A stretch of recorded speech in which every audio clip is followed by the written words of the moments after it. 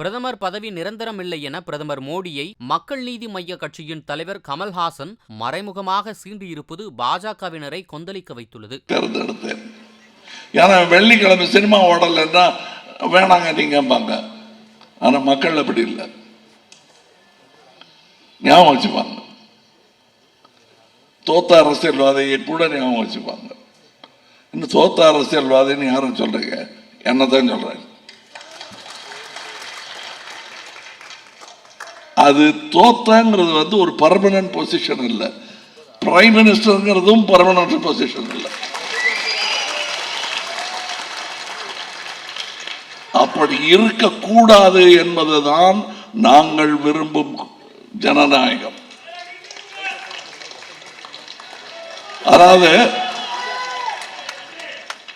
அதாவது இப்ப நாம் லிஸ்ட் போட்டு பேசுற என் மனசுல இருக்கிற உள்ள கிடக்கைகளை எல்லாம் உங்களிடம் பேசுகிறேன். தைரியமாக பேசலாம். என் சாயலில் பல மரங்கள் இங்கே இருக்கின்றன. அந்த தைரியத்தில் பேசுகிறேன்.